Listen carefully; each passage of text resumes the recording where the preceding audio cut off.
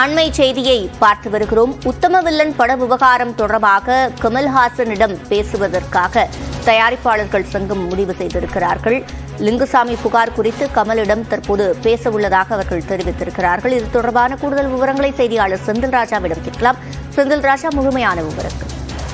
சிவரஞ்சனி, லிங்குசாமி அதாவது இயக்குனர் லிங்குசாமியுடைய தயாரிப்பில் கமலஹாசன் நடித்த திரைப்படம் உத்தமவில்லன். இந்த திரைப்படம் 2015ஆம் ஆண்டு வெளியானது, மே மாதம் வெளியானது. இந்த படத்தை தயாரிப்பதற்கு முன்பு லிங்குசாமி தரப்பில் லிங்குசாமி மற்றும் அந்த லிங்குசாமியின் சகோதரர் சுபாஷ் சந்திரபோஸ் ஆகிய இருவரும் கமலஹாசனிடம் திருஷ்யம் என்ற மலையாள திரைப்படத்தை திரையிட்டு அந்த படத்தை தங்களுக்கு இயக்கி தயாரித்து நடித்து கொடுக்குமாறு கேட்டிருந்ததாக கூறியிருக்கிறார்கள் அவர்களுடைய புகாரில். ஆனால் அவர் வேறொரு கதையை சொல்லி அந்த படத்தை நடித்து கொடுத்தார். அந்த உத்தமவில்லன் என உருவான அந்த திரைப்படம் தங்களுக்கு பெரிய பாதிப்பை ஏற்படுத்தியது. குறிப்பாக கமலஹாசனுக்கு விநியோகஸ்தர் சங்கத்தினர் தடை விதித்திருந்தனர். அந்த தடையும் எங்களுக்கு படத்தை வெளியிட முடியாமல் போனதற்கு மிகப்பெரிய காரணமாக இருந்தது. வியாபாரங்கள் அனைத்தும் தடை பெற்றது.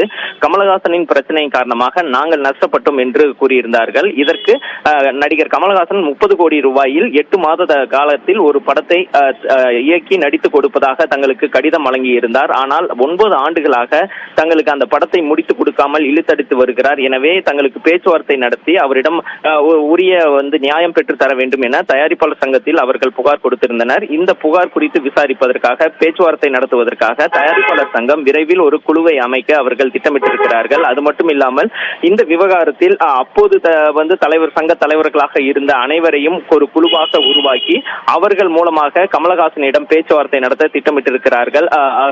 குறிப்பாக லிங்குசாமிக்கு கூறும் விஷயங்களையும் கமலஹாசன் கூறும் விஷயங்களையும் வைத்து அடுத்த கட்ட நகர்வுகள் இருக்கும் என்று அவர்கள் தெரிவிக்கிறார்கள். சிவரஞ்சனி, விவரங்களை வழங்கியமைக்கு நன்றி செந்தில்ராஜா.